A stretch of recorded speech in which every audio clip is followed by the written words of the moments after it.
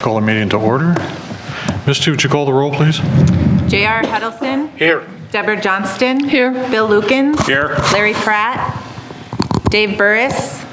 Craig Romey. Present. Linda Varvel. Here. Melanie Wilson. Here. Thank you. Would you join me in the Pledge of Allegiance?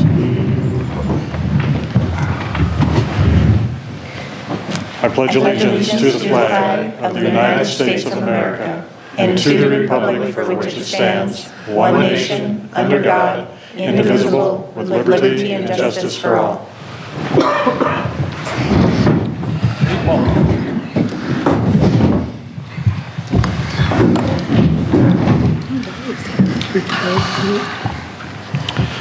All right, Council, as always, remember if you have a conflict of interest, please let the rest of the Council know before you comes up for a vote. I'd like to amend tonight's agenda to exclude or to include an executive session for South Dakota Codified Law 1-25-2 legal. And that's the only amendment. If you're so inclined, if I could get a motion to approve the agenda. Make a motion to approve the agenda, the amended agenda, including executive session 1-25-2 legal. Second. Discussion? Did you get it, Misty? Got it. All right. All in favor? Aye. Opposed? The motion passes. Motion to approve the minutes from the November 7th council meeting. I make a motion to approve the minutes from the November 7th council meeting. Second. Discussion? All in favor? Aye. Opposed? The motion passes. Motion to approve the bills in between. I make a motion to approve the bills in between for $160,790.33. Second. Discussion? All in favor? Aye. Opposed? The motion passes. Need a motion to approve the current claims. I make a motion for the current claims of $41,794.88. Second. Discussion? All in favor? Aye. Opposed? The motion passes. Now come down to the first of two proclamations. The first one is a Small Business Saturday proclamation.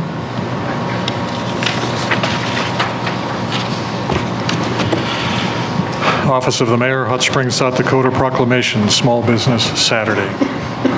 Whereas the City of Hot Springs celebrates our local small businesses and the contributions they make to our local economy and community.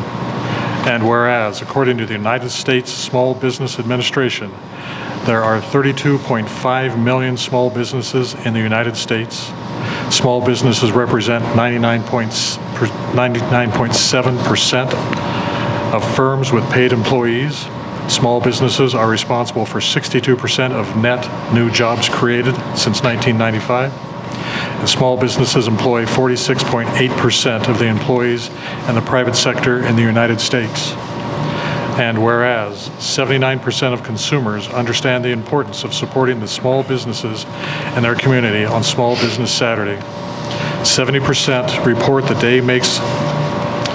day makes them want to encourage others to shop small, independently owned retailers, and 66% report that the day makes them want to shop small all year long. And whereas 58% of shoppers reported they shopped online with a small business, and 54% reported they dined or ordered takeout from a small restaurant, bar, or cafe on Small Business Saturday in 2021. And whereas Hot Springs supports our local businesses that create jobs, boost our local economy, and preserve our communities. And whereas advocacy groups as well as public and private organizations across the country have endorsed the Saturday after Thanksgiving as Small Business Saturday. Now therefore, I, Robert Nelson, Mayor of Hot Springs, do hereby proclaim November 26th, 2022 as Small Business Saturday and urge the residents of our community and communities across the country to support small businesses and merchants on Small Business Saturday and throughout the year.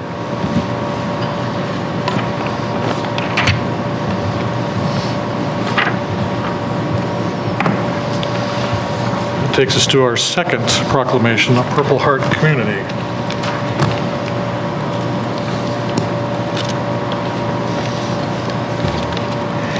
I was originally approached by this particular proclamation a couple months ago by Amber Halsey. Amber is a longtime City of Hot Springs resident, former Miss South Dakota, and she asked if I would be interested in reading this particular proclamation that she and Dan Cullen, the Fall River County Veteran Service Officer, have been working on. Had originally planned to read it on the 1st of November, but then the school district asked and Amber if I would be willing to read the proclamation during their annual Veterans Day program that the high school puts on for all the veterans. And that seemed to be a very fitting time to read the proclamation while the community was honoring the veterans as a whole. In front of you are two of the three signs that we got as being a Purple Heart community. One of them is a large sign. There's 4 of those. One will go at each entrance to the community. The other one is one of 2 that we'll figure out where we're going to put those. That one is veterans parking only. There's another one that is a combat wounded veterans parking only. So we'll figure out where those need to go. Before I read the proclamation, I want to acknowledge that Dan Cullen was able to search his Veteran Services records and identify only 8 veterans in Fall River County that are Purple Heart recipients. Dan's confident that there are other Purple Heart recipients in Fall River County that haven't sought care from the VA so that they would be on record. So if you know another Purple Heart recipient, please thank them for their service. But I would like to publicly read the ones that we know are in Fall River County. First one is Lester Zimiga, Army, Sergeant First Class, Hot Springs. Don Boehner, Army, Sergeant, Hot Springs. Gerald Gilkey, Army Specialist 4, Smithwick. Charles Grimsley, Army, Sergeant, Hot Springs. Robert Pitcher, United States Marine Corps, Lance Corporal, Hot Springs. Terry Hamill, Army Specialist, Hot Springs. Joseph Jara, United States Marine Corps, Sergeant, Hot Springs. And Joe Oltman, Army Major, Hot Springs. So this is the proclamation that I read during the Veterans Day program at the school. Proclamation, Purple Heart Community. Whereas the City of Hot Springs, known as the Veterans Town, home of the South Dakota State Veterans Home, a 5-star VA hospital, and a large, highly decorated active duty and veteran population, including many Purple Heart recipients. And whereas the City of Hot Springs has great admiration and the utmost gratitude for the men and women who, by selflessly serving their country in the armed forces, have given so much in the defense of freedoms which we all continue to enjoy. And whereas, in honor of these dedicated men and women, we pledge the continued defense of our nation so that their sacrifice will stand before the entire world as a tribute to the spirit and determination of a people dedicated to the principles of freedom and democracy. And whereas the Purple Heart is the oldest military decoration in present use, and it was initially created as the badge of military merit by General George Washington in 1782. And whereas the Purple Heart was the first American Service Award or decoration made available to the common soldier and is specifically awarded to members of the United States Armed Forces who have been wounded or paid the ultimate sacrifice in combat with a declared enemy of the United States of America. And whereas the mission of the Military Order of the Purple Heart chartered by an act of Congress, is to foster an environment of goodwill among the combat wounded veterans and their families, promote patriotism, support legislative initiatives, and most importantly, make sure we never forget. And whereas the City of Hot Springs recognizes the grave sacrifices our Purple Heart recipients have made defending our freedoms and believe it is imperative to acknowledge them for their immense courage and selfless service to their nation. Now therefore, I, Bob Nelson, Mayor of the City of Hot Springs, do hereby proclaim Hot Springs, South Dakota as a Purple Heart community, and encourage the citizens and residents of Hot Springs to show their appreciation for the sacrifices Purple Heart recipients have made in defending our freedoms, to recognize their valor, and to show them the honor and support they have earned for preserving our liberties under the Constitution. Let us all commit ourselves to the great need of fostering a spirit of rededication to the ideals these incredible men and women have defended, the foundation of this great country. One nation, under God, indivisible, with liberty and justice for all, proclaimed on the 11th day of November, 2022.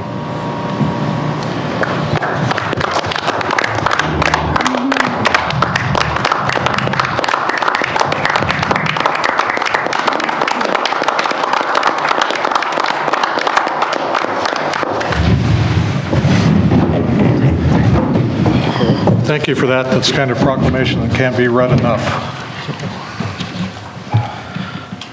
All right, on to communications from the public. Do we have anybody who'd like to address the council? We got 4 public out there.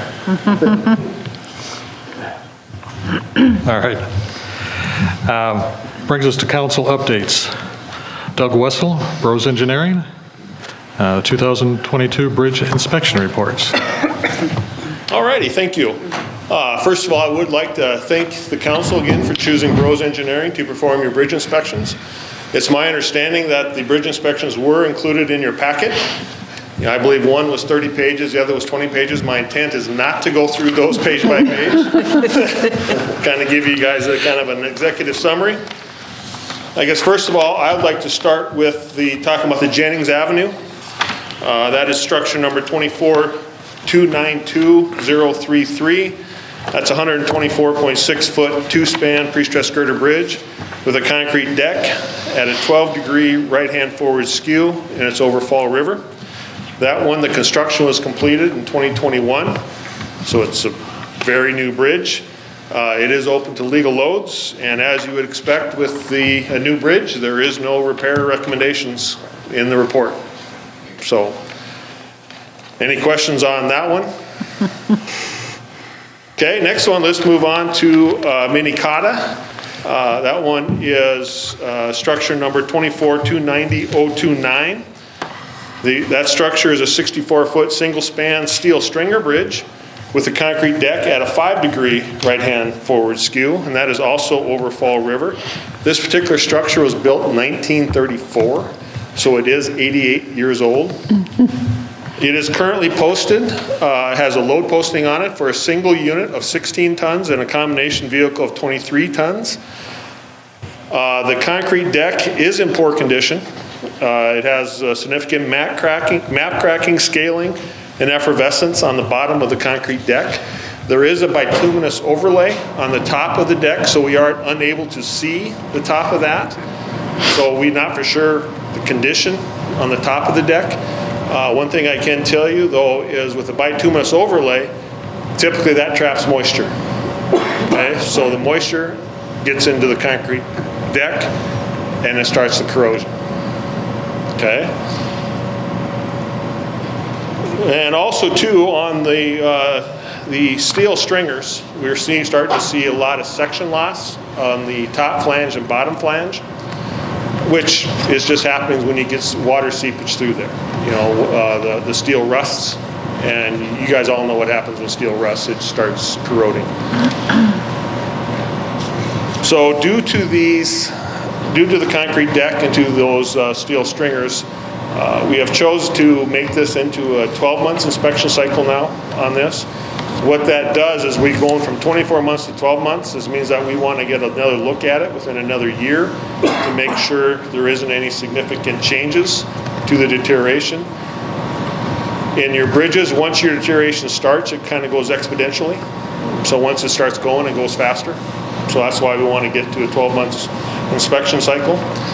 Now, the council has been very proactive with this bridge. You know, you guys received a big preliminary engineering grant in August of 2020. That was recently completed just a couple weeks ago. So the next step would be to apply for a big replacement grant, okay? The big score on that particular bridge, on the Minikata Bridge, right now is 41.111. Okay?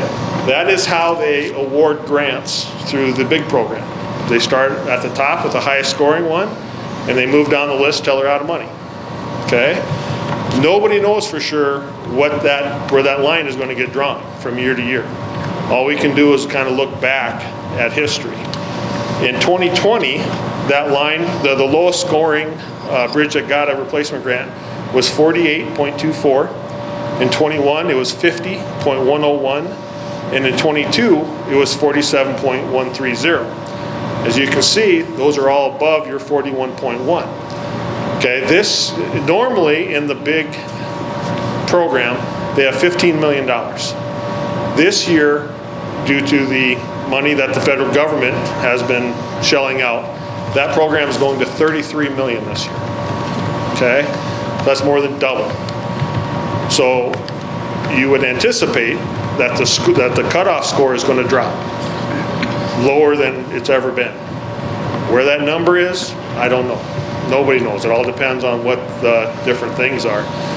But I would sure encourage the council to consider, because it doesn't cost you anything to apply, let's throw it in this year and see what happens. You know, and then if we don't get it, well, then I can come back, because those announcements come out in March. The application's due dates are January 2nd.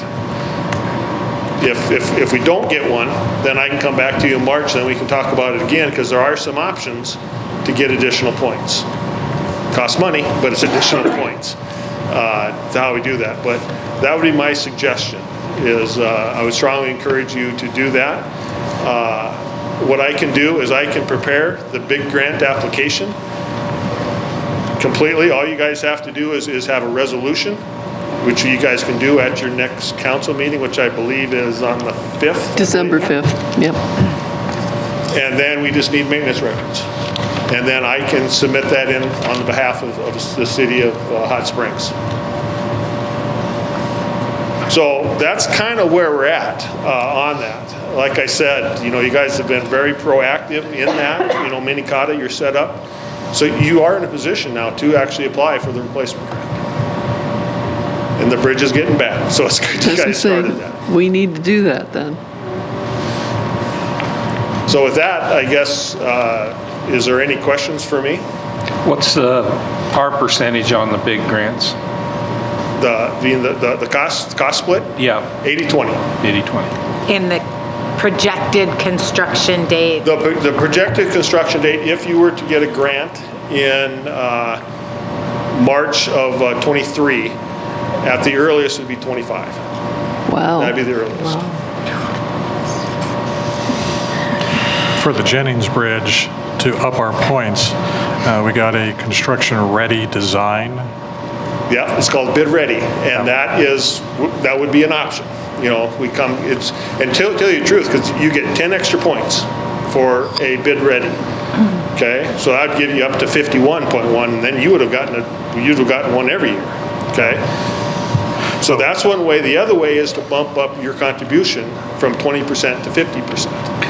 You get 1/3 of a point for every additional. Well, just wait a second. Sorry. 1/3 of a point for every additional percentage points you go up. Okay, so if you want to earn that same 10 points, you have to go from 20% to 30%.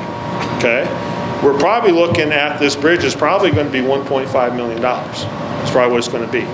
Okay, so if you would go your 20%, that'd be a $300,000 out of your pocket.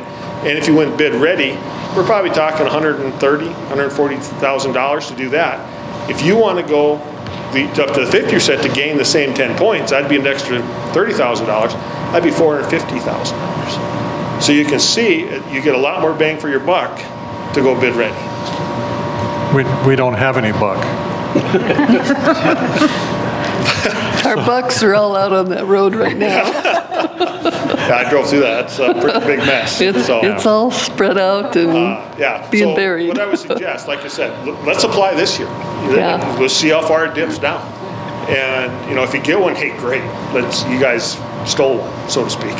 If not, then I can come in April and we can talk about bid ready. And if you so choose at that time, we would then still have time to get the plans ready by January 3rd of, I guess it'll be 24. With a lot of other grants that council's been asked to submit, one of the comments that's been made is, don't apply for it if you're not going to accept it if you get it. That it doesn't look good to apply for a grant that you then turn down. What's your comment? Well, that's very true. Especially for this big grant program, because it is very competitive. There's usually, anywhere between 60 and 65 applicants, and they might get 20 awarded. Okay. So the bid ready design, got a figure on that? What do we take? I'm just top of my head, Sure. for a pre-stressed girder bridge in town, which adds cost, we're probably talking $140,000, $150,000. It's probably what we're talking.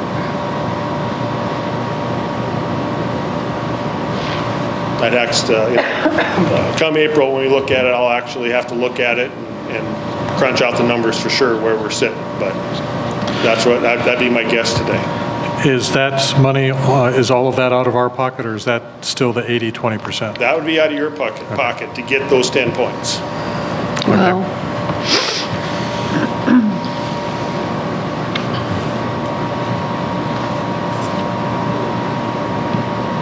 Well, let's certainly get in on this next drawing and on the points that we do have with the extra money coming from the federal government. Hopefully we'll get in on that. And then we'll have till 2025 to come up with that 20%. Does construction start in 2025, or Yes. does it have to be complete in 2025? The construction would be started in 25. Okay.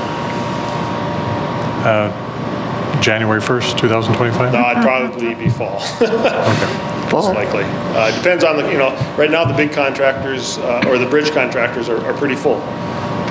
In fact, we're bidding projects for 2023 construction right now. And most of the bridge contractors are already getting full. So pretty soon we're going to be bidding for 24, which is incredible. It used to be if you had your plans ready by January, February for that year's construction, you were no problem. It's not that way anymore. Okay. Any other questions, council? You'd asked if we had questions on the Jennings Bridge, and I do have one. Okay. I'm puzzled. I'm a layperson on all of this. I know what a bridge does, and that's about it.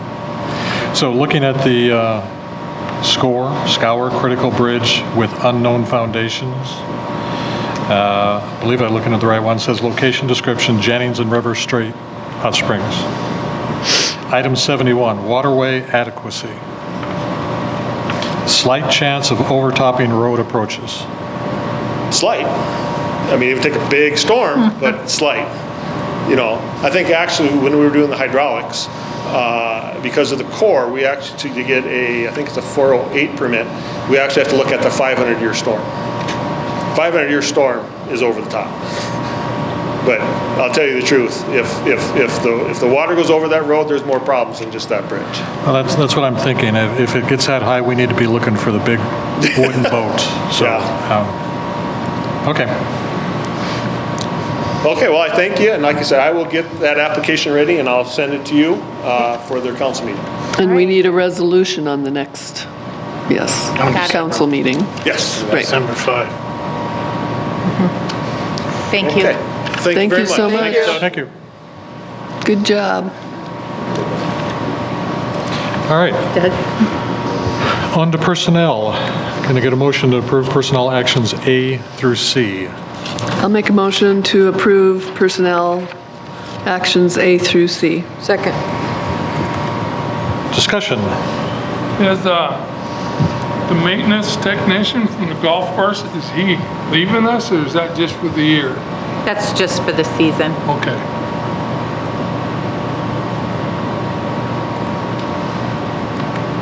Or the off-season, I guess. Any other questions? No. All in favor? Aye. Opposed? The motion passes. On to our first ordinance, Ordinance A, second reading of Ordinance 1243. Make a motion to approve second reading of ordinance 1243, an ordinance revising Title III Administration, Chapter 32 Historic Preservation, 32.01-32.08. Second. Discussion. All in favor? Aye. Nope. Roll call, thank you. Say no. Say no. He was anxious to say no. Melanie Wilson, Yes. Linda Varvel, Yes. Bill Lukens, Yes. Craig Romy, Yes. Deborah Johnston, Yes. J.R. Huddleston. Yes. Thank you. All right, motion passes. Deborah, pass on our thanks to the group. I will. We spent quite a time working on it. Long time coming. All right, so then we move on to Ordinance B, which will also require roll call votes. First reading of Ordinance 1244. Make a motion to approve the first reading of Ordinance 1244, Supplemental Appropriation Ordinance. Second. Discussion? Is anybody else as concerned as I am over this little thing here?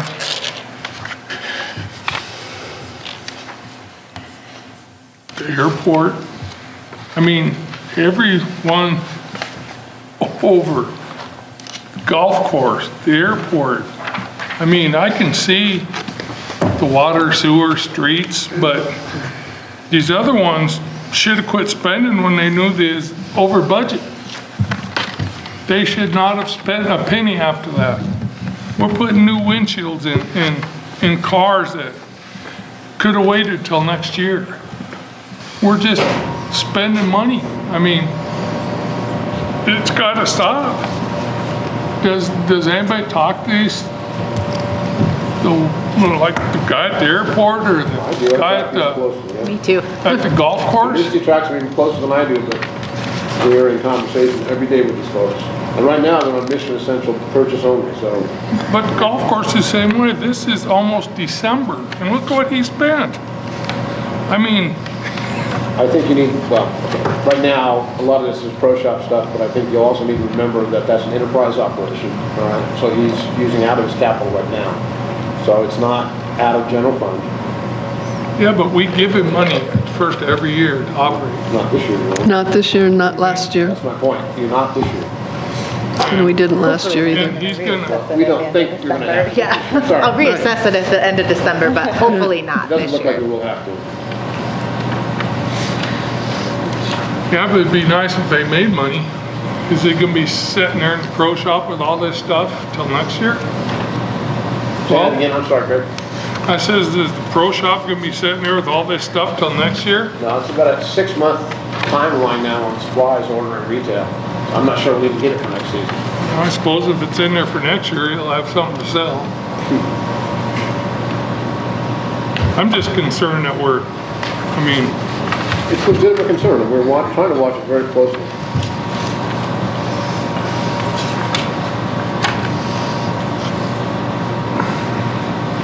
Any other questions? Misty, would you call the roll, please? J.R. Huddleston, Yes. Craig Romy, yes, Linda Varvel, Yes. Melanie Wilson, Yes. Bill Lukens, Yes. Deborah Johnston. Yes. Thank you. The motion passes. On to old business. Old business item A, a possible motion discussion to approve a plat of FRMS Tract 1.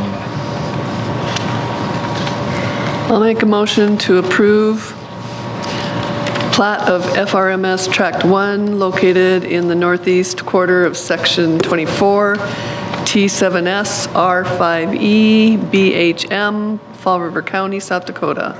Conditional with the approval and recording of a 66-foot wide public access and utility easement dedicated with the plat.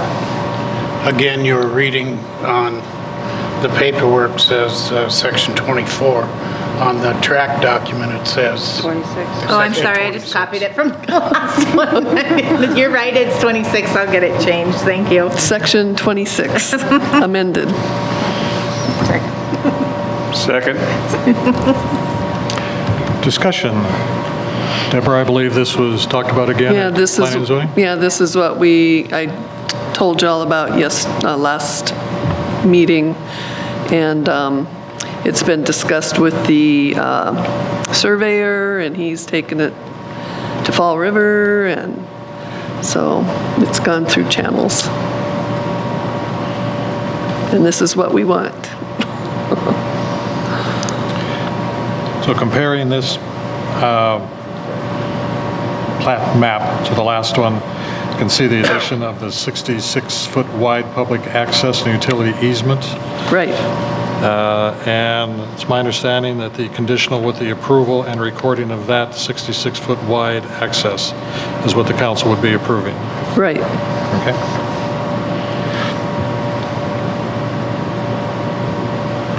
Any other questions? And none of this is in city limits? No, it's county. It's, my understanding is the hospital is looking to have housing put on it, so Public Works, I'm sure, will be getting this down the road once it gets to that design point. And I can see where they're going to be wanting sewer and city water, and this will be an annexation issue as well. I can see that coming down the road, but we're not there yet. Well, it has to be, you would think, in the city limits before they got city water and sewer. I guess we could just, outside city water is pretty expensive, I guess, if we, But okay. if council votes for this, it's But right not now, we're necessary just voting easement on in this place. plat Any other with that questions? stipulation for the easement. Any other questions? Everyone clear on what you're voting on? yes. All in favor? Aye. Aye. Opposed? The motion passes. On to new business, item A. Possible motion of discussion to approve change order number 2. Make a possible motion to discuss to approve change order number 2 on the High Country Erectors construction contract for the multi-aircraft hangar building and site development. The change order stops construction and suspends liquidation damages from 11/5/22 to 5/1/23. Total contract remains at $717,241 for AIP 3-460022-0152021. Second. Discussion. When are they supposed to start again? At a future determined date in spring. Well, it says to 5/1, so that's when they're gonna start again? That's when they're gonna determine the future start They'll date. essentially, when it warms up enough to pour concrete, when it's determined it's appropriate to pour concrete, then they'll start at that point. What they don't want to do is pour concrete in this cold weather and rely on heating methods where you may end up with a poor quality pour and have an issue with the floors cracking down the road. They prefer just to hold off on construction and wait till it's warm. And by putting this change order in and stopping the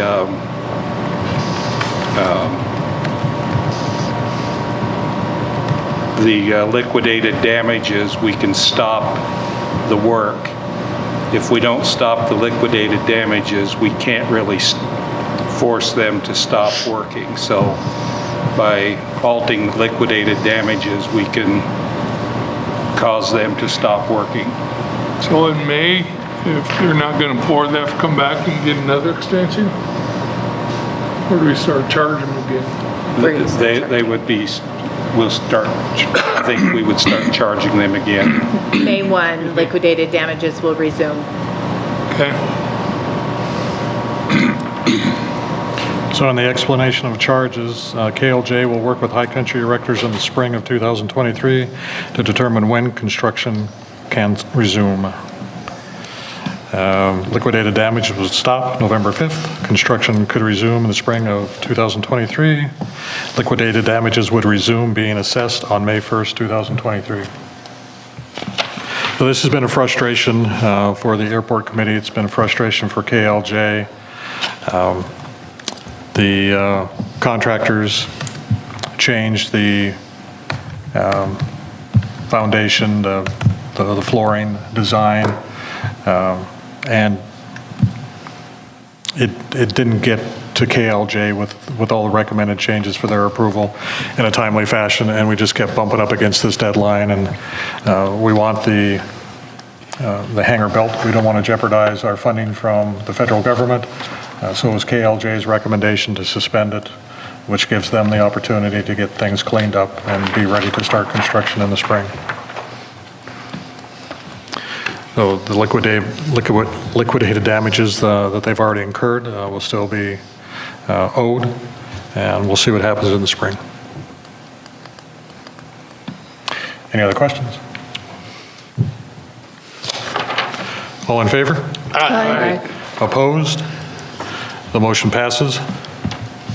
New business item B, possible motion discussion to authorize the finance officer to pursue a small claims judgment. Make a motion to authorize finance officer to pursue a small claims judgment against Holt Homes LLC for failing to fulfill the terms of the purchase agreement dated 5/22/2019 and proposal dated 2/26/2019, responding to the City of Hot Springs request for proposal for the development of workforce housing on city-owned property along Canton Avenue and 22nd Street. Second.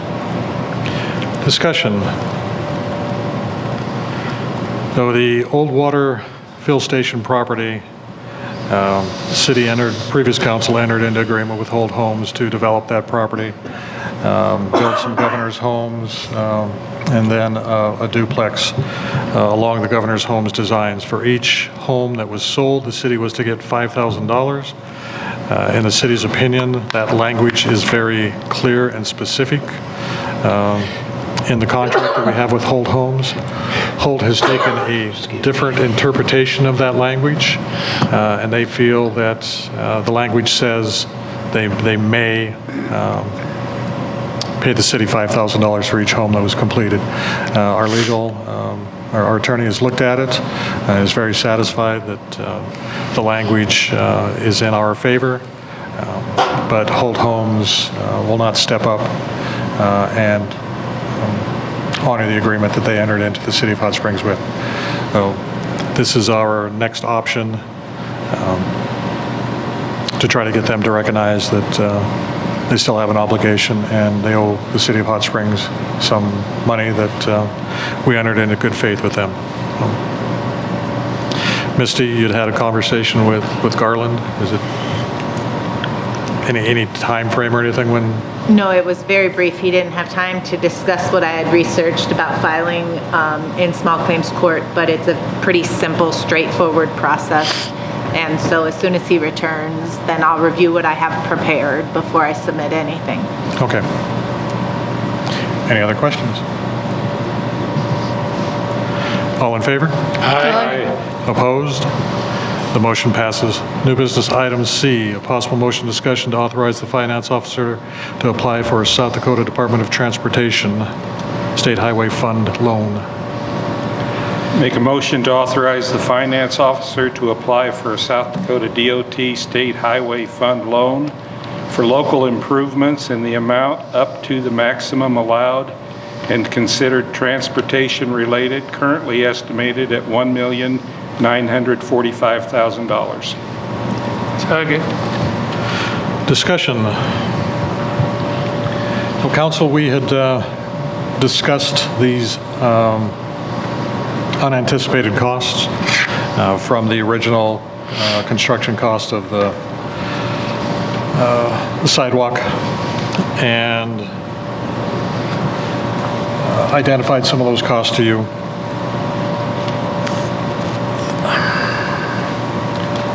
In your packet is a breakdown of the costs related to this particular request that comes in at $1.9 million. The original bridge estimate was $2.8 million, and that was to include the engineering costs in that money. That's the money that the city got in exchange for University Avenue from the state of South Dakota. We also were anticipating streetlight costs, $420,000. That money had already been set aside. So originally we were looking at a construction cost of $3.2 million. Then the world went nuts with COVID, and prices got crazy. The sidewalk itself came in at $3.9 million. And again, I had mentioned that the $2.8 million was the sidewalk and engineering costs. The sidewalk itself was expected to cost $2.4 million. And then with the $420,000 for engineering costs, the $2.8 million that we got from the state looked like it was going to cover our costs. But the sidewalk itself came in at $3.9 million. We still have to cover the engineering costs.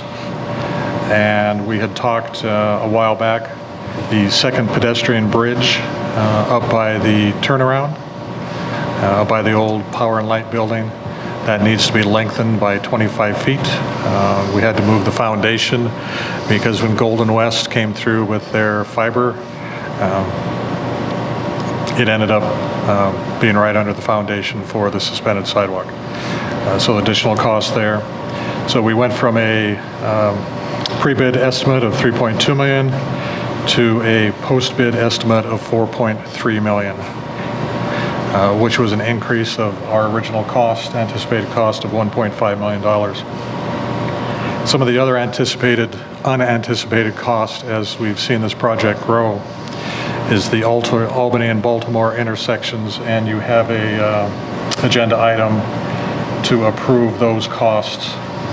There's a drainage problem there at both intersections that have been causing freezing and fall hazards in the winter. So there's an opportunity to get that cleaned up as part of the road reconstruction project. The eligible costs that DOT says we can ask for additional funding from them are the street lights, the sidewalk increases, and the Albany and Baltimore intersections.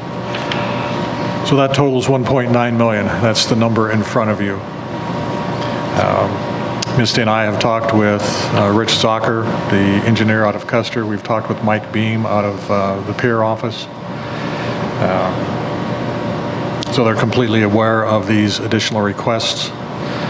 What I've talked with Misty about, the state has said that typically they will approve loans for 5 years. They have seen where they've gone a request for 7 years. I've asked Misty if you approve her to apply for this loan from the Transportation Commission to apply for a 0% loan for 10 years. And we'll see what kind of response we get from them.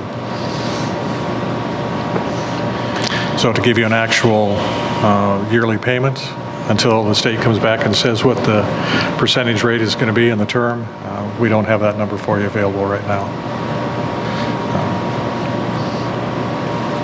But we are in a situation where the costs are in front of us.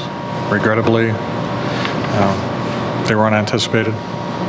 But we're going to complete our road project. We're going to need this portion of it. This is half of what we'll talk about tonight. So what's in front of you tonight is to authorize the finance officer to submit an application to the South Dakota Transportation Commission for an additional $1.94 million in additional funding. Any questions?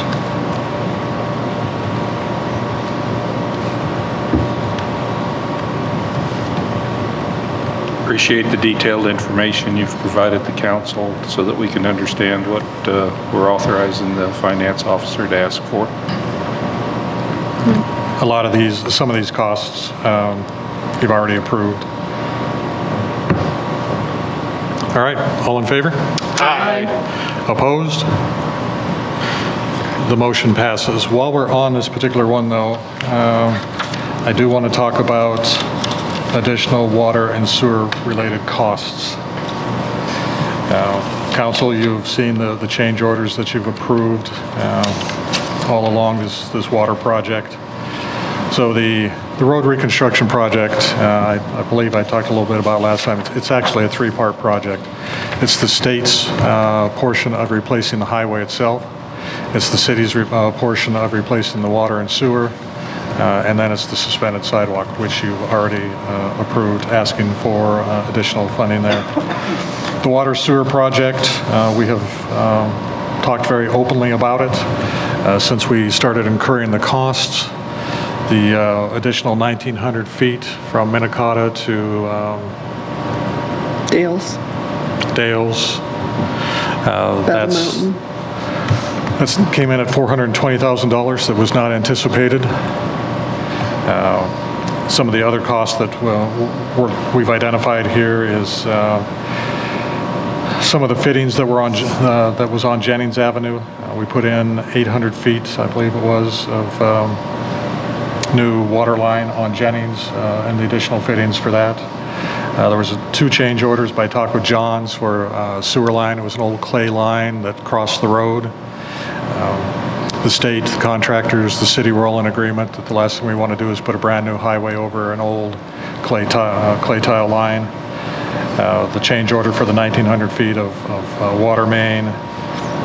We've seen some additional cost for water main valves, 6-inch and 12-inch. We've talked about that before, that once they started exposing the line, even though the valves themselves were functional, the cases of the valves were starting to corrode and were at risk of failing. So again, another situation of don't put a brand new highway over failing infrastructure. Estimate increase in fire hydrants. The 6th Street dip bridge, there's a significant elevation change with the road reconstruction project going through, so that water line needs to be rerouted. Tracy had built in an additional $150,000 for unknown costs for the North River Street. We've seen unknown costs on the south end. River Street itself, once they start digging in it, we may see the same kinds of unknown problems there. And to date, you folks have already approved spending $246,000 prior to tonight's bills on water and sewer.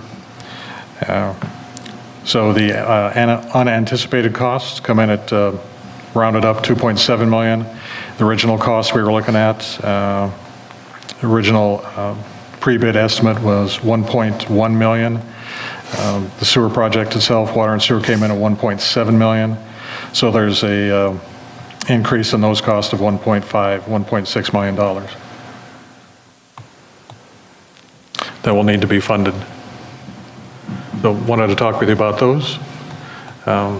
We've been looking at how we might pay for that. So as that becomes clearer, we'll do the same thing we did tonight. We'll put in front of you the costs and recommended ways to pay for it.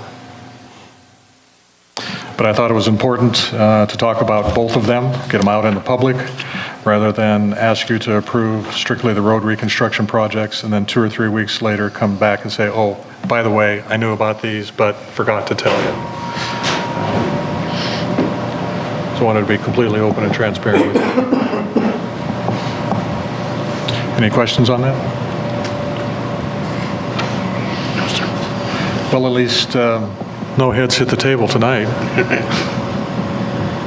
All right. Let's go on to new business item D then. Possible motion discussion to approve 3-year fee schedule.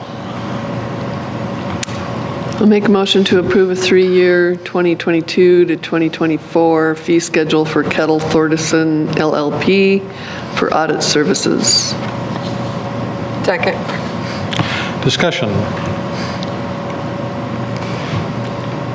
Misty, you've always been happy with these folks, and they've presented well when they share their findings. Very strong advocate for not changing. They help me throughout the year. All right, all in favor? Aye. Opposed? The motion passes. New business item E, possible motion and discussion to approve a change order number 5 with Complete Concrete. Make a motion to approve change order number 5 with Complete Concrete, Inc., project number 2021-001, PCN X05P, asphalt tie-in work for Albany Avenue, excuse me, and Baltimore Avenue intersections. Change order increases the contract price by $34,119 to a new total contract price of $2,242,442.17. Second. Discussion. So I had mentioned to you, Council, that looking at the road reconstruction cost, the unanticipated cost for Albany and Baltimore intersections, that $34,119 is the combined cost that you see for the Albany intersection and the Baltimore intersection. So that's where that cost comes from.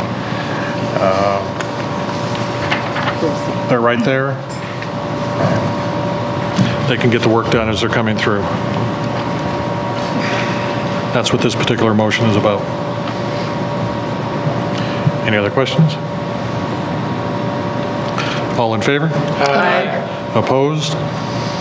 The motion passes.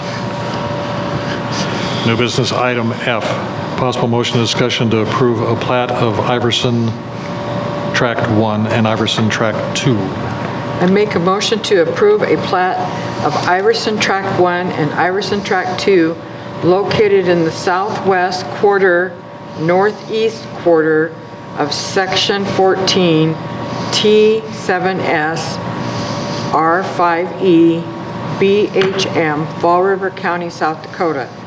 Formerly Tract B and all that portion of the former Burlington Northern Railroad Company's Railroad, ROW, lying adjacent to Tract B, less Lot OB, less Lot 3 of Tract AK.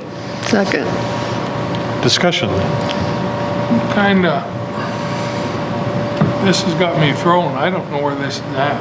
I think this is actually the corner above, between Lower Chautauqua Park and around the corner past Upper Chautauqua Park.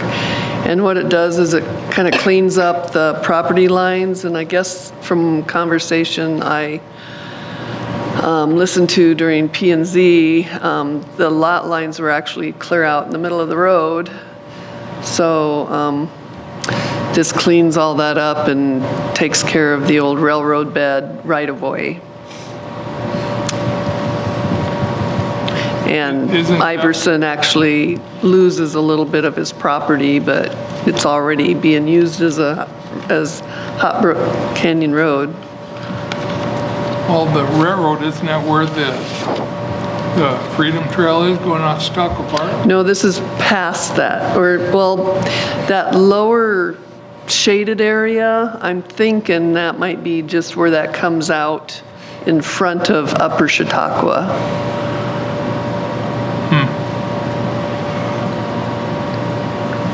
So when I talked with Scott today, I don't see it on here, but the sense that I got is that this is actually past Upper Chautauqua, where the road crosses the river. But either way, whether it's on the south end or the north end, what Scott had explained is this is taking ownership or cleaning up the railroad right-of-way Right, and getting that added to the property. yeah.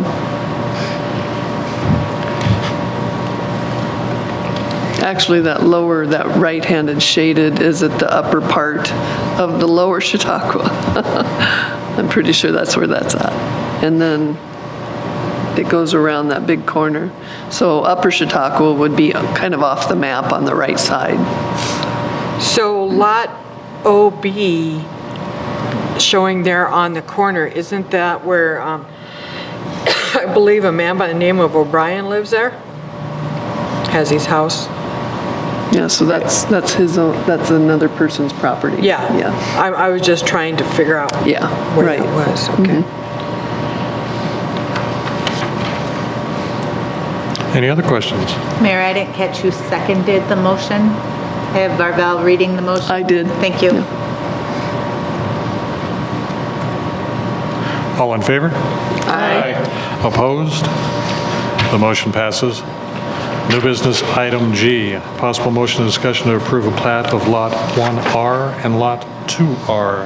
I make a motion to approve the plat of Lot 1R and Lot 2R, Block 6, original town, now City of Hot Springs, Fall River County, South Dakota, formerly Lot 1 and Lot 2. Second. Discussion. So this is essentially CarQuest, the lot where CarQuest is. And Oh, okay. And then across the road is that church? yes, Okay.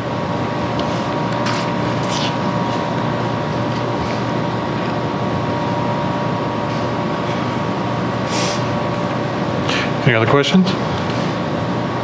All in favor? Aye. Opposed? The motion passes. New business item H, possible motion and discussion to accept the actual cash value amounts. I make a motion for discussion to accept the actual cash value amounts for all buildings, roof damages related to the 6/13/22 hailstorm. SDPAA assigned a claim number GC2022111390. Future repair recommendations for related buildings will be reviewed and accepted by council. Second. Discussion.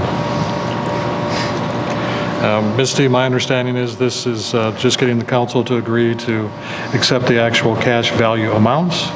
And then through Public Works with Jeff and Larry discussing their recommendations to what particular buildings the city should do the work on. But by doing this, then the insurance company will actually write us a check. Correct. All right. And Craig, I believe you had mentioned that, I think it was 2 Public Works meetings ago, Dave wasn't able to attend because of health, and Larry asked to postpone the conversation and, We were supposed to talk about it last Tuesday, but we was busy that way too, so Okay. next Tuesday, probably. all right. So in accepting the money, Misty, the check, is there any rush to make the decision about what buildings we want to get taken care of? No, the construction period is probably done for roofing for this year anyway, so next spring is fine. All right. We're still roofing around town. Any other questions? All in favor? Aye. Opposed? The motion passes. On to new business item I, a possible motion discussion to authorize the finance officer to retire the maturing CD. Make a motion to authorize the finance officer to retire maturing CD at South Dakota Fit number 21080-102 for the 701 Cemetery Perpetual Care Fund, and leave the funds in the established money market account at a current variable rate of 3.17%. Second.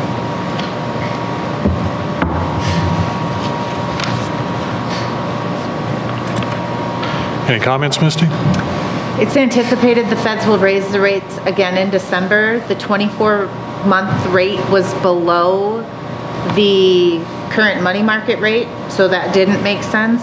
And the minimum amount for treasury bonds is 100,000, and we don't have that much in this account. So I would like for us to choose to leave it in the money market account and reevaluate in December after the Feds raise the rates again, or if they raise the rates again. So may come back in front of you in short time if the rates are a little bit better for a short-term CD. Any other questions? All in favor? Aye. Opposed? The motion passes. On to committee reports.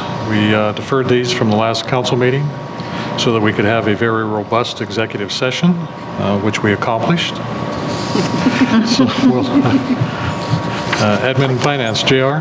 Melanie? No. Okay. Admin and Finance Committee met November 7th at the Mueller Center at 1 o'clock. In attendance, Misty Summers Walton, Deborah Johnson, Co-Chair Melanie Wilson, Jeff Temple, Chair J.R. Huddleston. Old business, additional costs related to water and wastewater replacement road project, ongoing review and discussions are necessary. Costs continue to go up and are as of a concern. Discussed grants, state assistance, met with DOT, DANR, and congressional reps about our costs and ability to continue. We need to look at alternate funding and support. Item 2, gauge installation at city shop, propane tank, it's an open item. Gauge replacement needs to be in conjunction with the tanker of propane. Need to ask for a contingency. Item 3, community access road grant, streets around the school, withdrawal or update, discussion postponed. Clothing allowance policy, PD, utilities maintenance. Huddleston's looking at policies for possible recommendation and changes. Item 5, discuss selling land the city owns adjacent to the Simon Quarry Cemetery and Hot Brook Canyon Pumping Station, 5 acres landlocked Simon Quarry, 7 to 9 acres north of Hayden's, and over 100 acres behind the pump station. Discussed, carried over while committee obtains a proper valuation of the property near the Simon Quarry. Update number 6, updates on wayfinding signs, professional services contract with ISG assigned to Public Works. New business, review monthly finance reports. Misty provided a financial overview. Number 2, committee member items were none. 3, wastewater employee part-time discussed and for council action last council meeting 11/7/22. Hail damage to city buildings, review, that's under review.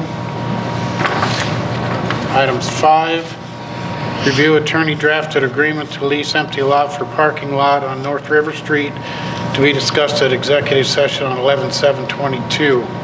Recommended change to financial, number 6, recommended change to financial reporting of Southern Hills Golf Course gift card liability review plans for year end 2022 and comments for auditors and department head.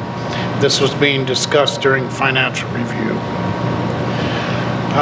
Established a rental, number 7, established a rental rate for new T-hangers, $200 a month for the first month deposit.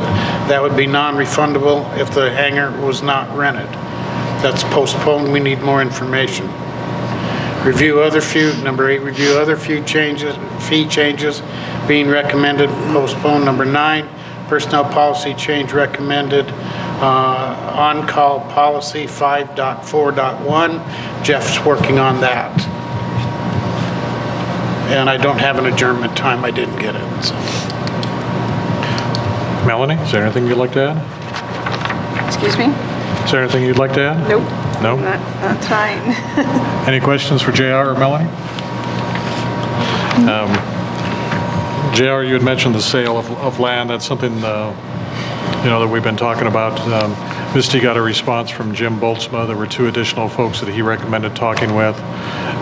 One of them we'd already spoken with, Mike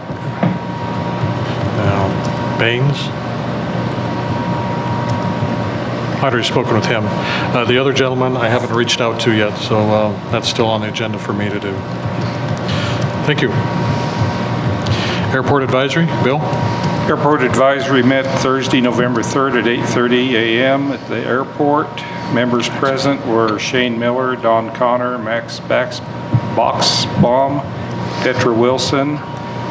Employees present were Rick Breitenbach and Tracy Bastian. Myself was there, and then Charlie Baker with KLJ Engineering and Gary Telkamp from the public. Under airport updates, we talked about the T-Hangar Foundation issues. Monthly fuel sales for September, we sold 1,255 gallons of fuel. We had 69 flight operations. We had 13 balloon launches and 0 landings. And the seaplane operations were reinstated for September due to local fires. We've already talked about the city hangar door maintenance, and council approved the maintenance work on that. We also talked half the heaters in the city hangars are not functioning, and I think if you noticed in the current claims in this package, there were several parts that Rick purchased to repair the heaters to get them functioning. We talked about Rick's desire to replace the lights in the city hangar with LED lights. It would cost about $4,000 to do that, and it would reduce the electric usage by 75%. That entire effort will be placed on hold, but he will be looking at possibly changing out the lights that stay on all the time with LEDs. The plows and tractors are ready for snow, and we did have a water leak near the machine shed, and that's been repaired by Fall River Rural Water District. Don Connor presented his resignation to the committee. We want to thank Don for his many years of participation with the committee. And the committee would like to submit Gary Telkamp as a replacement on the committee. The charter allows for 3 fixed-wing representatives, and Gary meets the qualifications called out in the charter for the fixed-wing representatives. Meeting adjourned at 9:30 a.m. and our next meeting is Thursday, December 1st, 8:30 a.m. at the airport. Can you give me the proper spelling for Gary's last name, please? My spelling is Telkamp. Thank you, sir. Not sure what his spelling is. Any questions for Bill? Thank you, Bill. Larry's not with us tonight, so we'll move on. Historic preservation, Deborah? We did not have a quorum on November 2nd, but we did have some discussion, and it was asked that we make arrangements for all of us to listen to a presentation by Ted Spencer and Miss Amelie from the State Historic Preservation Office. So they're going to be here at our next meeting on December 5th to discuss and tell us what all is available to us for government grants and local programs that are available. So they'll be here for us next time. Also, it was discussed that the commission wants to update or edit the historic preservation tab on the city's website. They want to add links to preservation sites, grant sites to assist our sandstone owners for easier access to grants and other preservation information that's out there. We'd also like to maybe change or add some pictures that are more original rather than the more modern pictures. So that's been discussed with the mayor, and Zoe at the chamber is the website manager, and she's willing to help work with us on that. So nothing's been done yet, and we haven't started to make any changes, but that's what came out of the discussion at a non-quorum meeting. So the next meeting is December 7th, 5 p.m. at the Mueller Center. Questions for Deborah? Thank you, Deborah. Evans Plunge Advisory, Linda? Okay, the Evans Plunge Advisory Committee did not have a meeting in November due to committee members not being present. Our next meeting will be December 8th at noon at the Evans Plunge. Thank you. Parks Recreation, Larry's not here. Planning and Zoning, Deborah? I have 2 reports here. October 19th, we met at 7 p.m. at City Hall. Present were Don Olstead, James Forbord, Allison Ritterbusch, Christine Heidebrink, Dwight Wienia. Staff was myself and Scott Sogi. New business number 1 was the Martin track, which is out by the entrance to, just on the right side of the entrance to Boulder Falls Addition. A new, much larger layout has been received, and the developers have prepared and submitted a PUD. So there was a review for the PUD draft, and a conference call with the developer was had that night. There was a comment followed by a discussion about some of the setbacks in Hot Springs that may be too large now. Some cities are being very creative to increase the housing density per acre. Street paving is excellent on their plan, unlike what the city has ended up with on the golf course development, which is still not complete.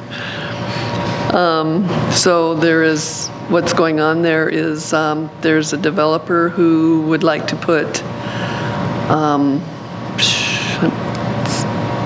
duplexes and 3 single homes, something like 20 living spaces on that property, and it also includes a playground and a little trail. And it'll be very, very nice. And it'll blend into Boulder Falls. And then the next thing, number 2, was Dollar General paving corrections. James Forbord spoke about the removal of the concrete that was laid directly on the soil without a subbase. He was hired to replace the pavement with a properly compacted subbase with compaction tests. The compaction is at 98.7%. Number 3, Fall River Medical Pahasapa Foundation. There was discussion about the access off of Highway 71. That's what we approved tonight with that 66-foot right-of-way. And the motion was made to approve it with the right-of-way access. And then number 4 discussion was on barn dominiums. Should we develop some additional building specifications and guidelines for Hot Springs? The allowable zone districts RA and RB and mixed and commercial and PUD. Questions about square footage of residence versus the garage. Use permit on review was a question, and height limits per district. General discussion followed. We have all the housing regulations that would be followed with any new structure. Some communities are regulating the square footage of the living quarters compared to the square feet of the shop area. So that was more of discussion saying that we essentially have the housing regulations in place that we need at this point. Number 5, there was a fence at 3215 Mystery Lane right-of-way lot line. The owners, the Hearsts, have built an intermittent split rail fence with dwarf evergreen trees on the north and east side of their property. There was discussion about fences previously not being allowed. As per the golf course covenants, Scott was contacted about the fence and explained that it needed to be on their property and not in the right-of-way, and spoke with the intersection site angles in the ordinances. Tim Fast was notified of the fence being built. Under old business, Canton Street RFP, review the unfinished developed work of the ROW and lot drainage to the neighbor's property. That was part of the builder's responsibility per Holt Homes RFP. Update as of September 21st was that Chad Heinrich Construction had built a retaining wall for the adjacent landowner, Marcia Bishop, to alleviate the drainage issues she's having from the neighboring Holt Homes development. The right-of-way landscaping work defined in Holt Homes RFP still needs to be completed. And there's always ongoing discussion on additional dwelling units. 837 Jensen Highway, because of some issues, the Wild Horses Dispensary are looking for new location to create their dispensary. The city license application will need to be resubmitted with the proper address, and the use permit application will also need to be resubmitted. Scott met with the owners at the alternate location on October 13th and again on the 20th to approve the proposed building and modifications. And then at 112 South Chicago Street, No Worries LLC is working on the design and building modifications to create a Hot Springs second dispensary. This is still a work in progress. Scott has been in contact with numerous people that are involved and is expecting their point of contact to present drawings in the next 30 days. And that meeting was adjourned at 8:30 p.m. And then they met again November 16th, 6:15 at City Hall. Present, there was not a quorum. It was Don Olsted, James Forbord, and Allison Ritterbusch, myself and Scott Sogi, and guests were Michelle Feld and Michael Davis. The Iverson Tract lot revision was approved, which we approved tonight. Davis Michael, 206 South Dakota Street, garage carport setback. Discussion followed after Mr. Davis explained that he had a building permit for a carport, and it is now an enclosed garage with a 4-foot lean-to walkway added to the south. The commission noted that the side yard setback was acceptable for the building, but the additional 4-foot is encroaching on the side yard setback.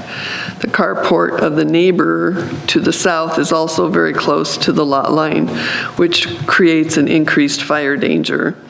Considering the construction materials used, Olsted stated the lean-to cannot be there. Mr. Davis is to contact City's Inspector Sogi and see what the next step for correction will be. John Feld at 209 North 16th, which is the Castle Manor building, the old hospital. The owner is looking for outside storage use in the back parking lot area. The area is zoned 155.024 mixed use. The ordinances read uses not permitted. 6D is self-storage facilities except those provided in conjunction with approved residential uses. The commission decided that outdoor storage of campers, boats, and other vehicles is not allowed. Terry Link, property for food court location, the pie-shaped corner where the old Bison Motel was located on the corner of 5th Street and 385.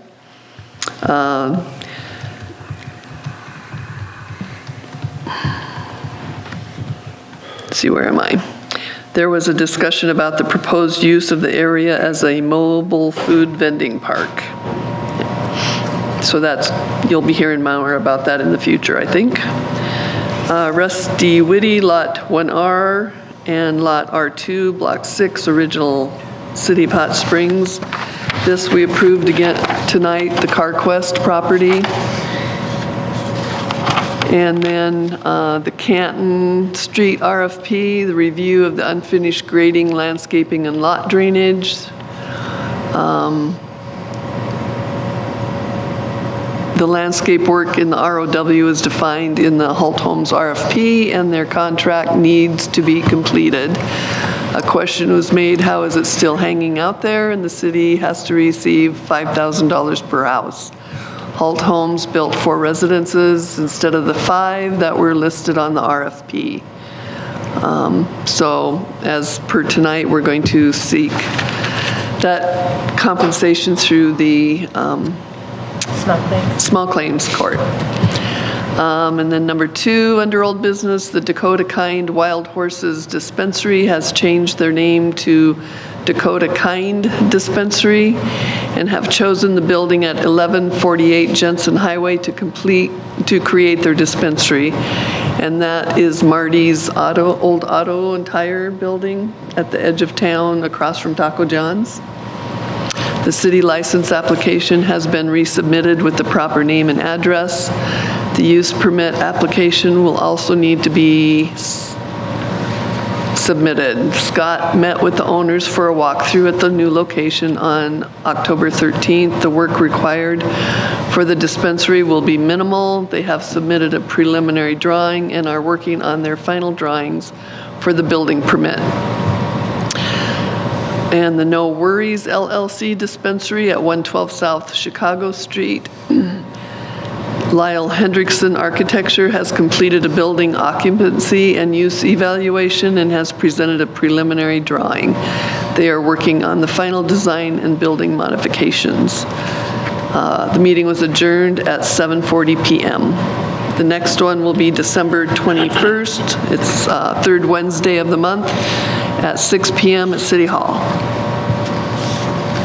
Any questions for Deborah? How many dispensaries do we have in town? We're allowed 2, and we have applications for 2. Oh, because you said 3, but one changed its name. Right. And we've got the paperwork signed for that first dispensary. Okay. We're not in the way. Thank you, Deborah. Public safety, Bill, JR? Public Safety met on Thursday, November 3rd at 2 p.m. here at the Mueller Center. In attendance were elected officials, Alderman Bill Lukens, Alderman J.R. Huddleston, Alderwoman Deborah Johnston, Mayor Bob Nelson, Police Chief Ross Norton, members of the public Ryan Engel, Jane Lukens, Carl Bockert, and Misty Summers Walton. Adoption of agenda. Agenda was adopted. Communications from the public were none. Update from the Police Department. Officer Maxfield started November 1st, is living in town. Application for the open position are being taken, including some certified applicants. Officer Deneke will graduate from the academy on November 18th. Old business 20-31, NIMS and ICS training update, no update. 21-15, house number project update. Ryan Walsh reported that the scouts will begin gathering data the weekend of November 5th. 21-23, fuels reduction grant update, no update. 22-12, feedback on abandoned and junk car draft ordinance, no update. New business, speed camera usage. A vendor has been located that can provide speed cameras that take pictures of the front of the vehicle to identify both the license plate and the driver. We'll continue to work with this vendor to identify a scope of work as well as seek a grant for funding for the project. Number 2, items from the members, none. Number 3, discussing countywide law enforcement versus city PD. A, 2 members of the public attended to provide their input on the issue. Item 4, the next meeting will be Thursday, December 1st at 2 p.m. at the Mueller Civic Center Conference Room. Adjourn at 2:30 p.m. and members were present until 6 p.m. for comment. Will you be continuing the 3 to 6 p.m. for public comments? No. Okay, thank you. Anything you'd like to add, Bill? Just to give council and the public an update on the amount of public input we've had on the countywide law enforcement issue. We've had 39 members of the public express an opinion, 36 being against and 3 being for countywide law enforcement.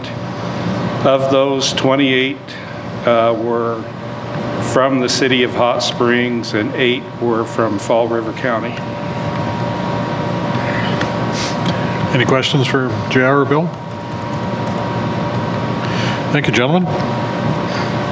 Public Works, Dave's not with us tonight, so Craig, take us away. November 1st, we had Public Works 1. Eric from the river cleanup was there, gave us a report on what they did and everything. Tracy, Jason, myself, Bob, Deborah, and Daniel McIntosh was there. New business, one was the hail damage roof repair, which we didn't go over it because we didn't have the paperwork. It's supposed to be this Tuesday. I mean, we had the paperwork, but Dave wasn't there and neither was Larry. So this Tuesday we didn't have a meeting, so next Tuesday maybe. Wayfinding signs, we can go over those and bring it back to the council. Flood channel inspection we had last Tuesday, corner of Albany and 4th Street. Talked to Billy, nothing's been done since then. Don't know when it will be, I guess. Purchasing, placement of new benches, planters, and trash cans. Really never had nothing to discuss, nobody's there, so.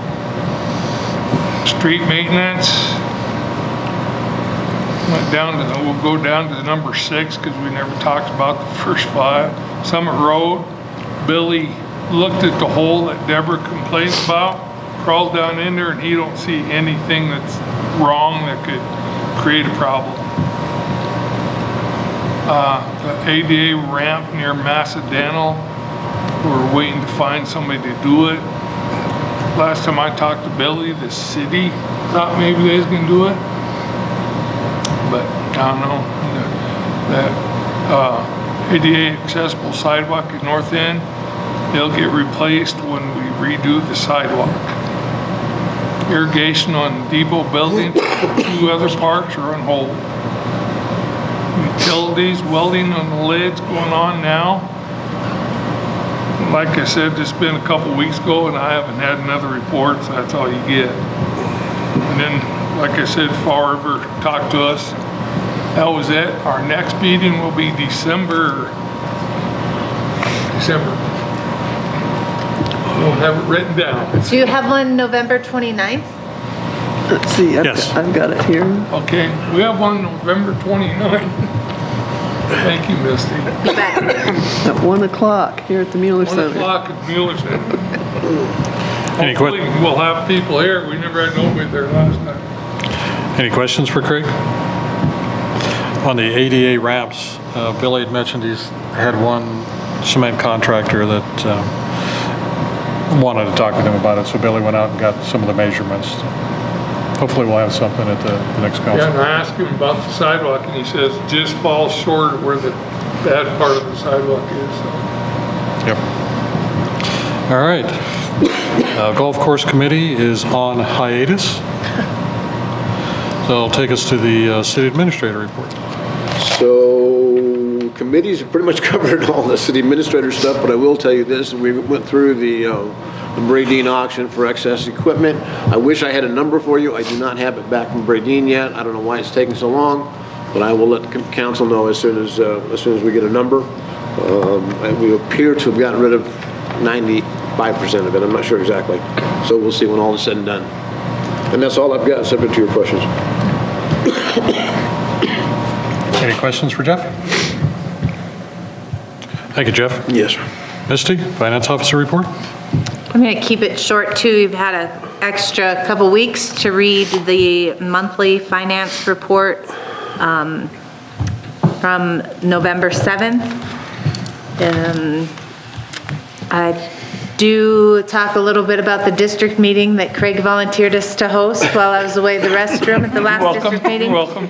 We do have some plans made for it. I'm looking for help finding donors for door prizes, help and then some help making the final food and beverage decisions. So if you're interested in helping, let me know. Thank you, Melanie, for already volunteering to help. I What think Deborah wants to help too. I'm going to be gone 3 weeks out of March. I'm not sure March if I'll even be 29th. back. I don't even know if I'll be Date. back for it.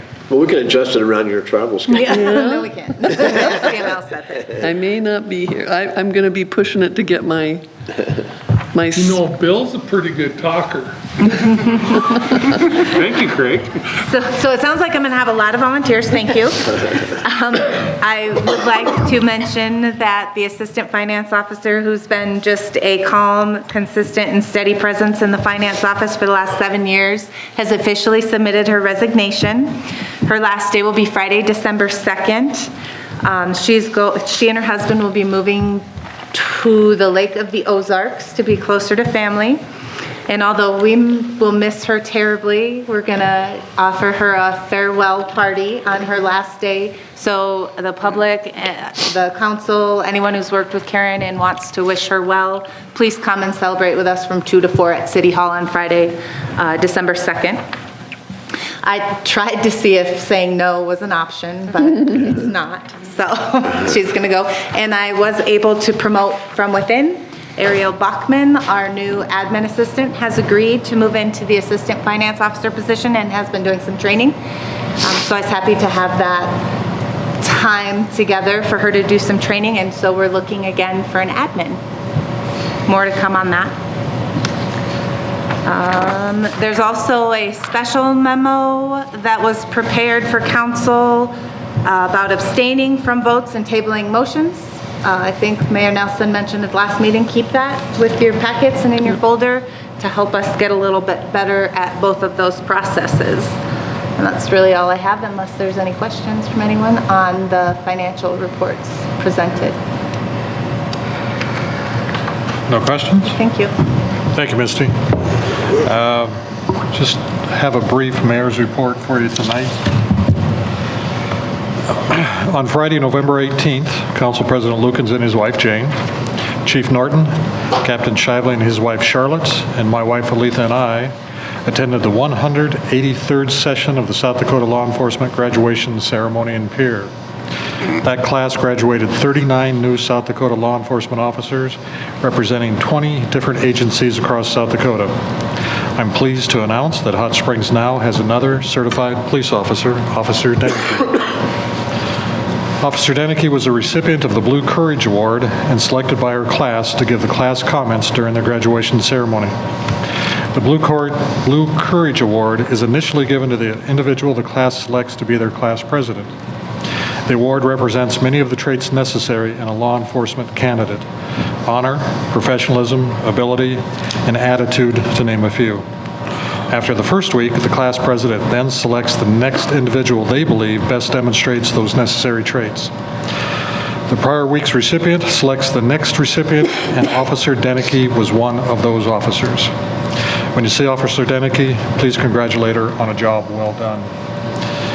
We've also talked about spending tonight, the significant shortfalls that we have in front of us related to the road reconstruction project.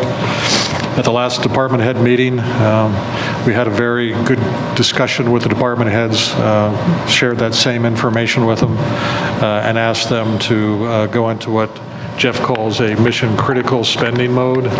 Every expenditure they make, take a look at it and see if you actually need to make that expenditure.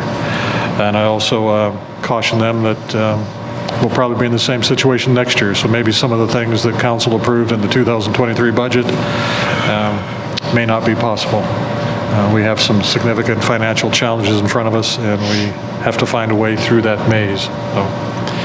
So, with that, I don't have anything else for you. I would need a motion to go into executive session per South Dakota Codified Law 1-25-2, 3, legal. I make a motion, we go into executive session in accordance with South Dakota Codified Law 1-25-2-3 legal.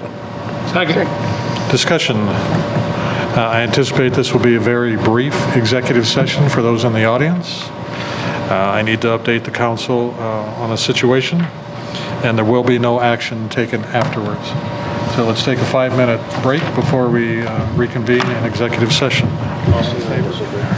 All in favor? Aye. Opposed?